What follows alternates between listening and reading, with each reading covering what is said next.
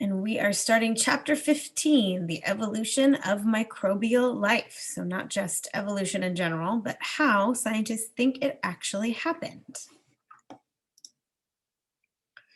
So there's been some major episodes in the history of life. Earth was formed about 4.6 billion years ago.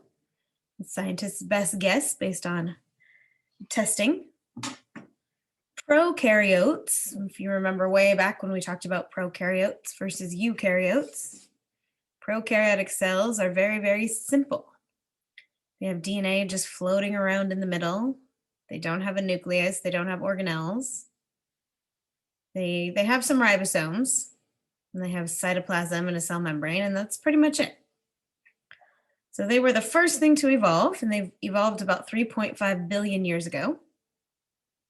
So when we talk about geologic time, we go backwards. So we say the Earth formed 4.6 billion years ago. That was a really long time ago. And then prokaryotes evolved about 3.5 billion years ago. That was still a long time ago, but not as long.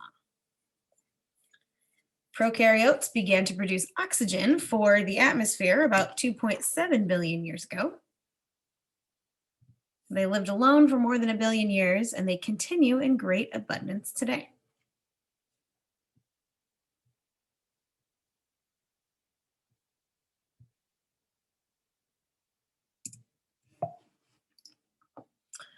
Single-celled eukaryotes first evolved about 2.1 billion years ago, so they are younger.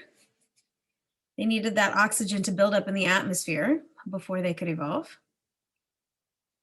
And then multicellular eukaryotes first evolved at least 1.2 billion years ago. So we went from the oldest to the youngest.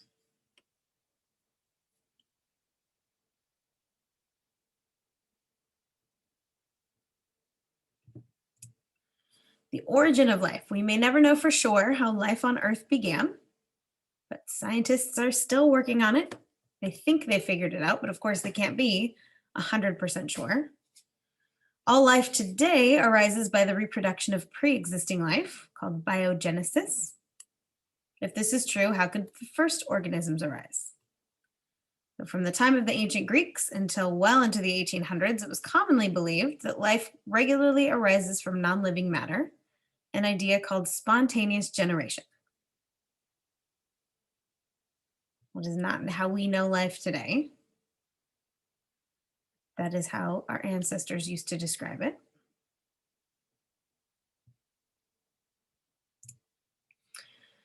So this is called the biogenesis paradox, something that shouldn't have happened, but did somehow. Today, most biologists think it is possible that life on early Earth could have evolved from simple cells produced by chemical and physical processes. Scientists have modeled those chemical and physical processes in labs all over the world, and most of them have come up with the same results. It's a picture of what they think early Earth used to look like, a lot of volcanic eruptions.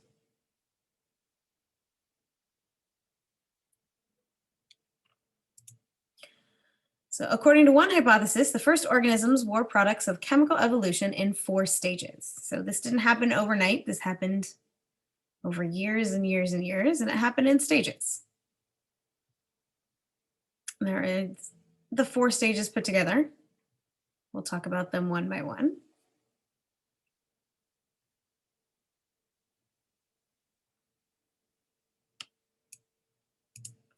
The first stage is called the abiotic synthesis of organic monomers, and it was the first to be extensively studied in the laboratory.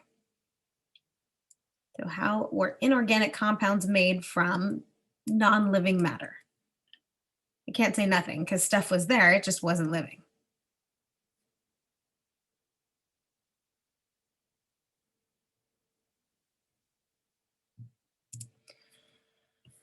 So can biological monomers form spontaneously? The monomers are things that we've studied: amino acids, nucleotides, monosaccharides.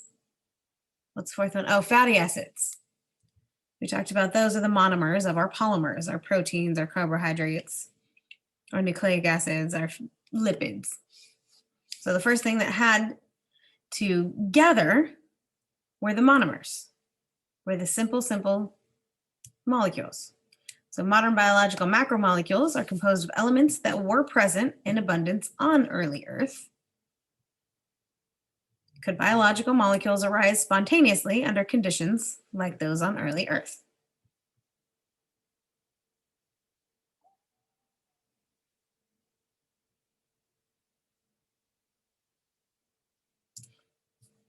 Hypothesis: a closed system designed to simulate early Earth's conditions could produce biologically important organic molecules from inorganic ingredients. So they predicted that organic molecules would form and accumulate. So this didn't jump straight to a living thing, but the compounds used to make living things had to be formed first.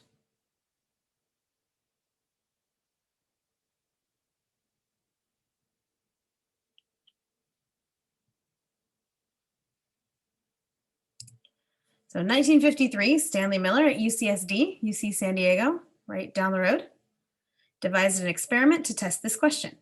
Can biological monomers form spontaneously?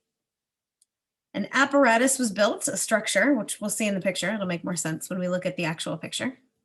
An apparatus was built to mimic the early Earth atmosphere, which included hydrogen gas, methane, ammonia, and water vapor. Sparks were discharged into the chamber to mimic the prevalent lightning of early Earth, as I guess there was a lot of lightning billions of years ago. And then a condenser that cooled the atmosphere, causing the water and dissolved compounds to rain into the miniature sea. And those are both in quotation marks because they were simulating the rain and then gathering into a little cup that was the sea.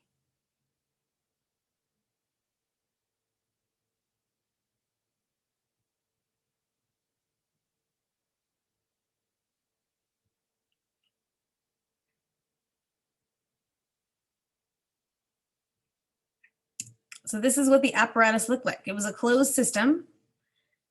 There was no oxygen on early Earth, so we had to keep all the oxygen out. But you see boiling water to make water vapor. Water vapor traveled to the top right. Early Earth's atmosphere was made of ammonia, the NH3, methane, a CH4, and hydrogen.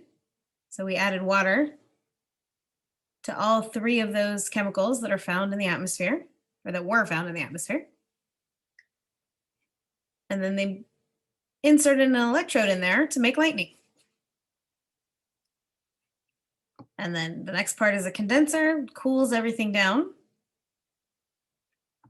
And then they collected on the bottom the sample for chemical analysis to see if these biological monomers could collect or would form from all of these conditions. And the results: after the apparatus had run for a week, an abundance of organic molecules essential for life had collected in the little sea, including amino acids, which are the monomers of proteins.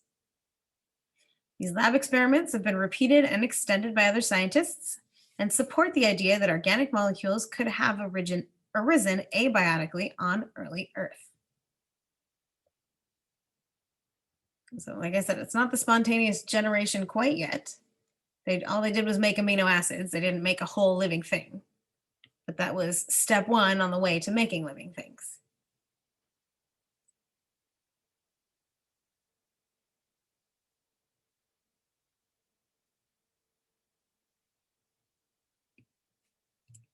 Stage two of the four-stage hypothesis is the synthesis of polymers. So they took that monomer, the amino acid. How do you get a chain of amino acids to make a long chain of proteins? So that was also studied. Researchers took the monomers that were found in stage one, amino acids, and they also found nucleic acids. And then they dripped them onto hot sand, clay, or rocks. What they found was the monomers stuck together to form polymers, proteins and nucleic acids.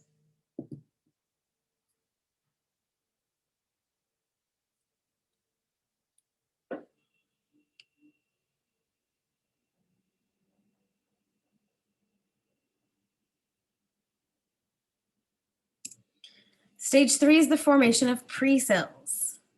key step in the origin of life was the isolation of a collection of abiotically created molecules within a membrane. The key feature of all cells, prokaryotic, eukaryotic, plant, animal, fungus, bacteria, whatever it is they all have a membrane. So that membrane was key to separate the proteins and nucleic acids from the outside environment. And they found that both proteins and lipids can spontaneously form membranes. If RNA and protein gets trapped inside the membrane, simple pre-cells could form. Not quite a fully functional cell of a living organism. That's why they called them pre-cells.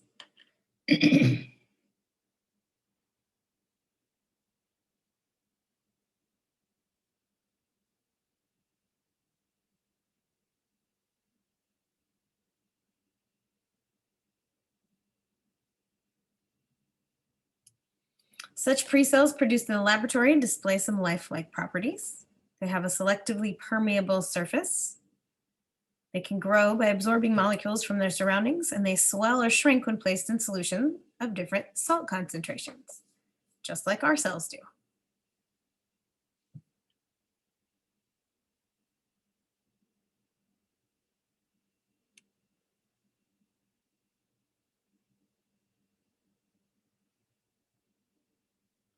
And then stage 4, the origin of self-replicating molecules.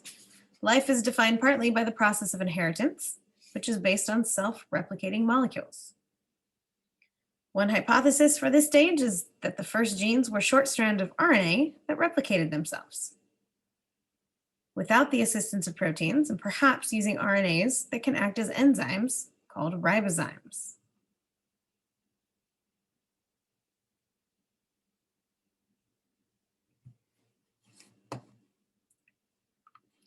We actually are going to watch this video about ribozymes because it explains the 4 stages a little better. This is the checkers game where grandson and granddad will bond. This is the kitchen where the new boyfriend will... Stated Clearly presents, what is the RNA world hypothesis? If you were to go back in time 120 million years, you'd find yourself in a dinosaur world. 500 million years ago was a world of trilobites and other strange sea creatures. 3.4 billion years ago was the world of the first living cells. And if you were to go back further still, scientists suspect that chains of a chemical called RNA, or something similar to RNA, kickstarted this entire beautiful mess that we call life. RNA is thought to have given rise to life for several reasons. Chains of RNA are found abundantly in all living cells today. RNA is a close chemical cousin to DNA, and with very little help from researchers, RNA chains can replicate, evolve, and interact with their environments.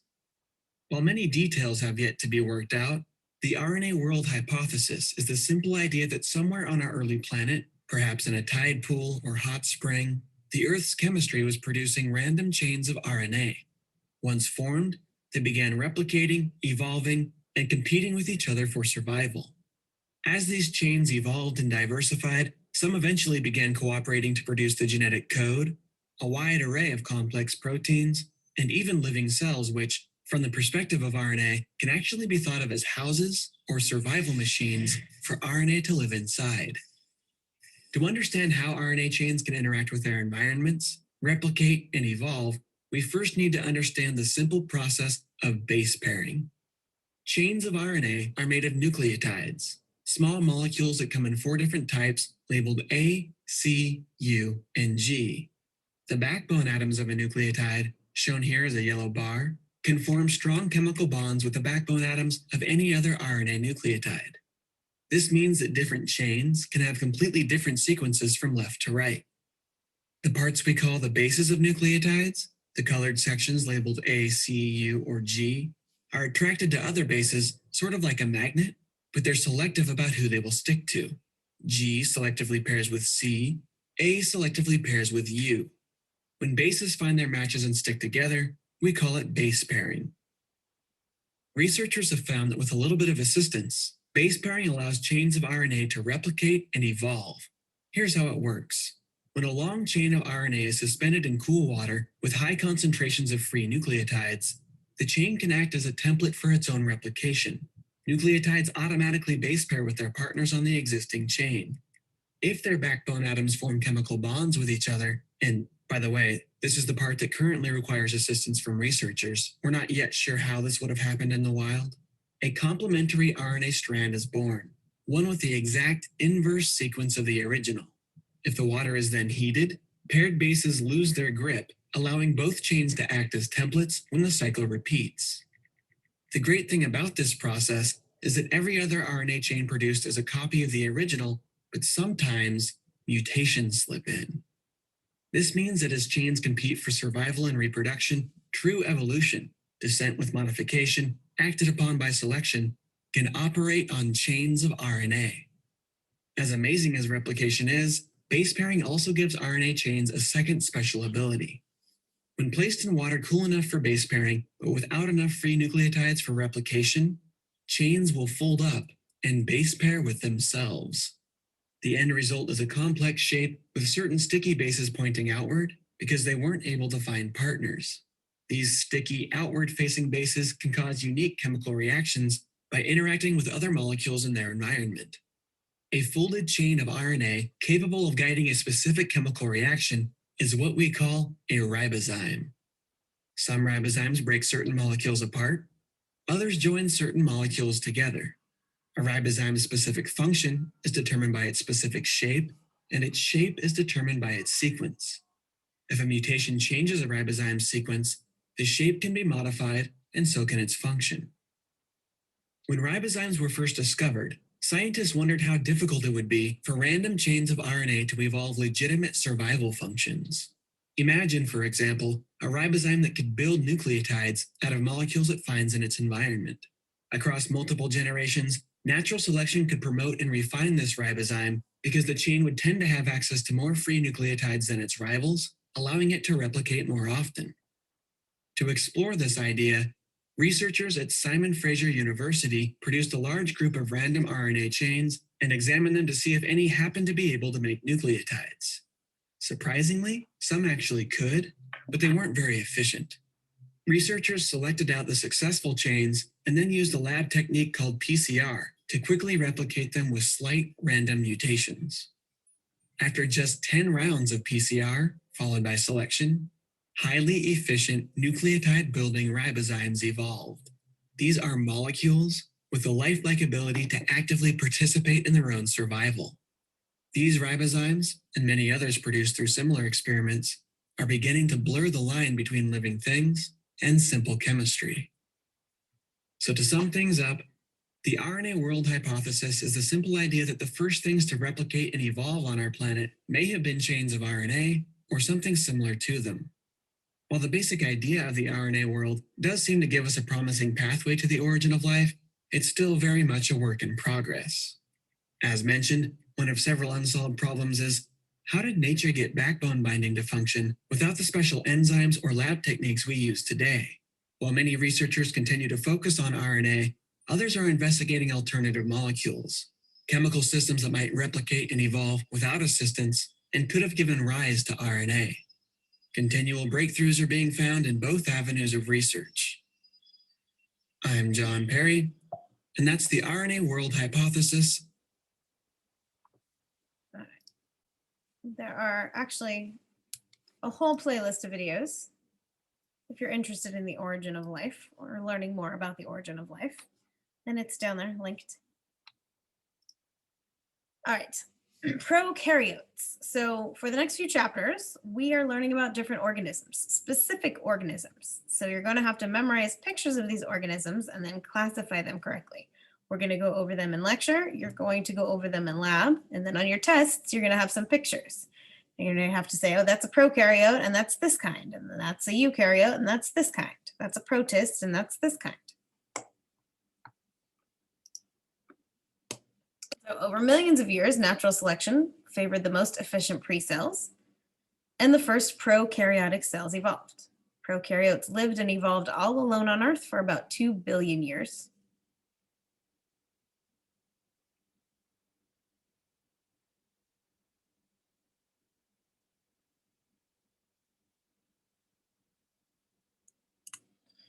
They are found everywhere. Everywhere there is life, and even when there is not life, or you don't think there is, prokaryotes are there. They have a collective biomass that is at least 10 times that of all eukaryotes. They thrive in habitats too cold, too hot, too salty, too acidic, or too alkaline for any eukaryote. They cause about half of all human diseases, and they are more commonly benign or beneficial. We use prokaryotes to our advantage to make many of our food products and drinks.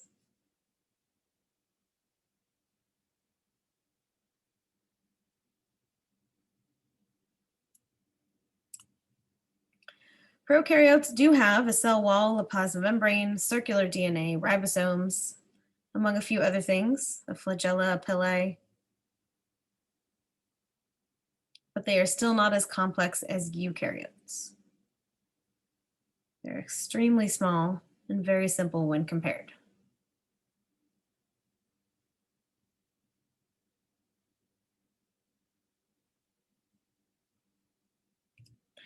Compared to eukaryotes, prokaryotes are much more abundant, typically much smaller. And there is a scale on the bottom from a giant sequoia tree that measures 100 meters tall. And the average adult human is 1 meter tall. And then you have the prokaryotes, the bacterium on the right, which is 1 micrometer. A human red blood cell, when compared, is 10 micrometers.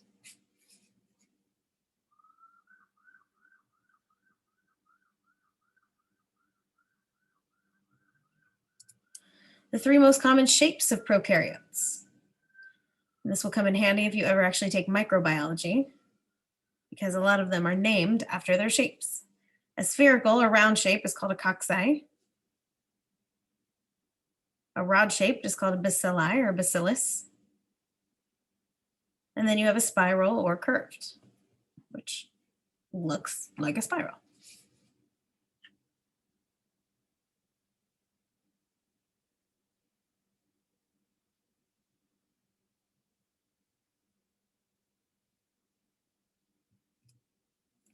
A biofilm. In many natural environments, prokaryotes attach to surfaces in a highly organized colony called a biofilm. It can form on almost any type of surface, including rocks, metal, plastic, and organic material, including your teeth. If you run your tongue along your teeth, and you can feel like little bumps, the plaque that builds up, that is a biofilm of bacteria. This is why you brush your teeth. However, they do not gather on stainless steel, which is why surgical instruments are made of stainless steel. They are inherently antibacterial. More than 300 years after bacteria were first discovered, and long after we came to realize that they're all around us, scientists have recently realized that microbial life, the most abundant mode of life on our planet, often exists in highly complex interactive communities called biofilms. So rather than living independently as single cells, bacteria and other microorganisms like fungi and algae typically live in biofilm communities. More than 300 years after bacteria were first discovered, hence this interactive communal lifestyle allows for a large spectrum of microbial activities. Biofilms are essential for the well-being of our planet, our environment, and our health. They're important components of food chains and oceans and freshwater ecosystems, and to a large extent responsible for the recycling of our natural resources. On the other hand, biofilms may cause problems for human society, for example, by forming in water pipes a process called biofouling, or by harboring pathogenic microorganisms, thus facilitating the spread of chronic infections in humans. We're now witnessing a series of breakthroughs in our understanding of biofilms, thanks to rapid technological advances that will allow us to understand, control, and harness the powers of biofilms that impact our lives and environments. If we learn how to predict and regulate the activity of biofilms, we can improve their structures for maximum efficiency and optimize beneficial systems while controlling harmful ones. There are many possible outcomes from this biofilm revolution. Imagine wastewater treatment plants that generate energy rather than consuming it. Plants that recycle valuable natural products instead of generating harmful waste. Imagine rapid remediation of polluted environments. Imagine the advances in human health that will come from preventing pathogens from residing in our environment and spreading diseases in humans. There's an urgent need for this endeavor. The sustainability of a life-supporting environment is seriously threatened. We need a better understanding of biological and ecological processes and the development of a new bioengineering platform with tools that will allow us to better manage the environment and efficiently utilize our limited natural resources.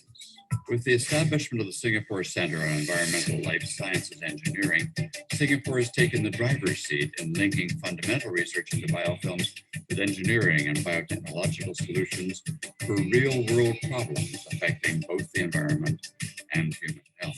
A dedicated team of world-class scientists with expertise in ecology, genomics, microbiology, and environmental engineering has been assembled in this research center of excellence to merge different disciplines and to explore new scientific and technological concepts.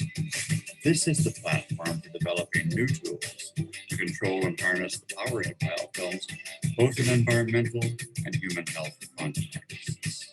CELSI, with its focus on understanding, controlling, and harnessing biofilms, and the use of novel engineering techniques to develop biofilm-driven bioprocesses, will provide solutions to cope with these global environmental challenges. In so doing, CELSI aims to secure water quality, sustain a healthy environment, protect our natural resources, and ensure compatibility of urban life with the environment. CELSI will deliver a comprehensive understanding of the communal lifestyle of bacterial communities and answer key questions. Who are the members of the biofilm communities? What are they doing? Where and when? And most importantly, how do they do it? Using state-of-the-art genomic and analytical tools, high-resolution microscale analysis of biofilm habitat structures and functions, strong computational biology to identify biofilm community members, study how they accomplish communal actions that are unique to each biofilm, and determine how they perform in a range of natural and engineered ecosystems. CELSI will also deliver the first global database to store all of this valuable information for Singapore, Asia, and beyond. These interdisciplinary capabilities will merge into a new generation of environmental scientists and life science engineers and build a new international network of young experts to ensure a sustainable environment, one that we want our children to inherit for generations to come. So you can see biofilms are a hot topic right now, especially when it comes to environmental issues. Other prokaryotic structures, pathogenic bacteria, the ones that cause sickness, have an outer capsule that hides the cell wall. So they have the cell membrane, the cell wall, and then a capsule on the outside that protects it. About half of all prokaryotes are mobile. They use flagella. Some of them use cilia. Some prokaryotes form endospores, which are thick-coated protective cells that are produced when the prokaryote is exposed to unfavorable conditions. So it's too acidic or too basic, too hot, too cold. These endospores will kind of protect the DNA until conditions are favorable again and they can start multiplying.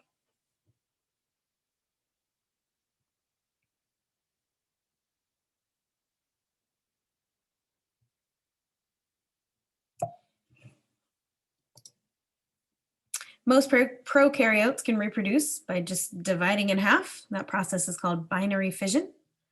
And at very high rates if conditions are favorable, if they're the right temperature, the right pH, the right salt concentration. Bacteria and other prokaryotes can reproduce every 20 minutes. Whereas us, it takes years. The high rate of reproduction contributes to the evolution of strains of bacteria that are resistant to antibiotics. That is a way that scientists view evolution in real time is the evolution of antibiotic resistant bacteria. About, I want to say 80% of all bacteria these days are resistant to penicillin. We don't use penicillin anymore. We've used it so much in the past that most organisms have become resistant.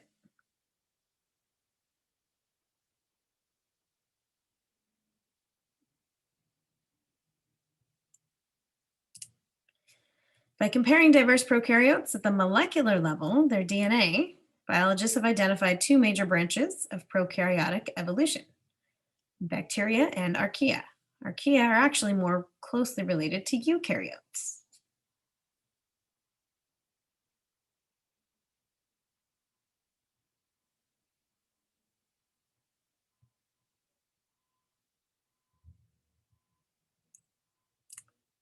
Some archaea are called extremophiles. Halophiles thrive in salty environments. Halo means salt, phile means loving. Thermophiles inhabit very hot places, hot springs, volcanoes. You wouldn't think anything lives in a volcano, but there are prokaryotic organisms that live in volcanoes. And methanogens inhabit the bottom of lakes and swamps, and they aid digestion in cattle and deer. Cows produce methane. They produce a lot of methane, and they do that with the help of prokaryotes in their digestive system. And those prokaryotes are called methanogens, named after the methane they produce.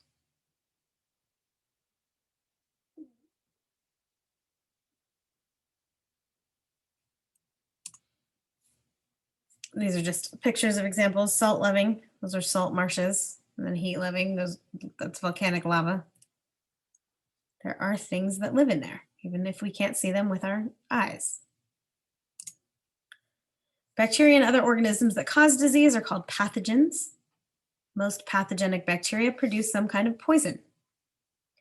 Exotoxins are proteins bacterial cells secrete into their environment. Exo, remember, means exit. So bacteria make it and secrete it outside of themselves. And then endotoxins are not cell secretions, but are chemical components of the outer membranes of certain bacteria. So the membranes of bacteria themselves are poisonous of some bacteria.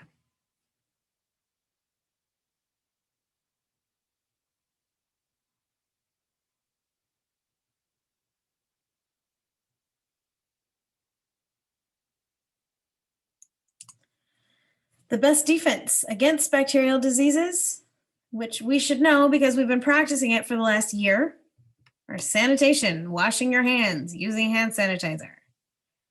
Antibiotics, that's against bacteria only, not against viruses or parasites or anything else. And education. We know that masks will block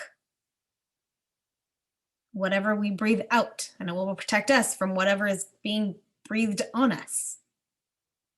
We've been educated about that for the past year and a half.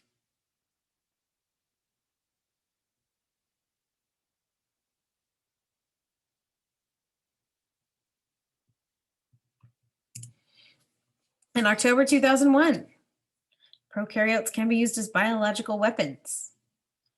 Endospores of the bacterium that causes anthrax were mailed to members of the news media and the US Senate. 5 people died from this attack. This was 20 years ago. Another bacterium considered to have dangerous potentials as a weapon is Clostridium botulinum. It's producer of the exotoxin botulinum, which blocks transmission of nerve signals that cause muscle contraction and is the deadliest poison on Earth. This is also where Botox comes from.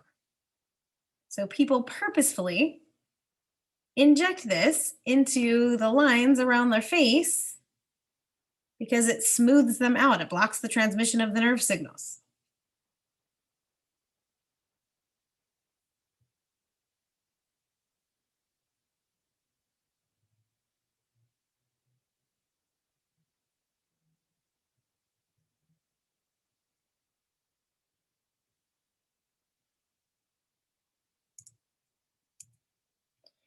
The bacterium that causes plague is also a potential biological weapon.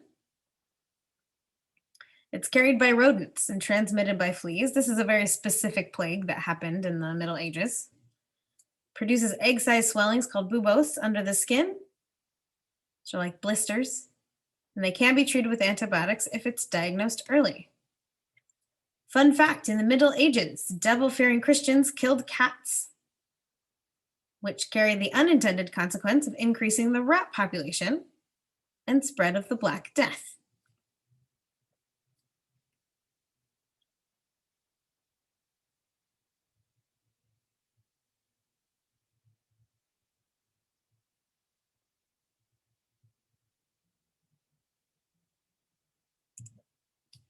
The ecological impact of prokaryotes. We got a little bit in that biofilm video.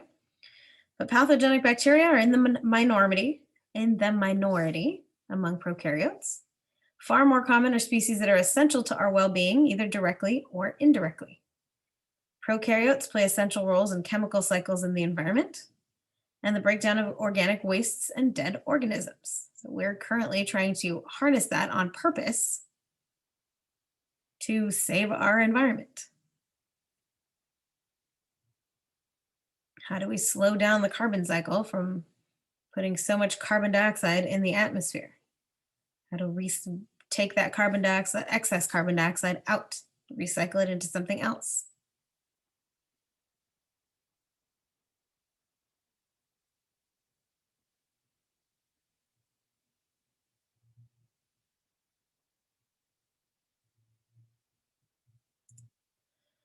Bioremediation is the use of organisms to remove pollutants from both water and soil.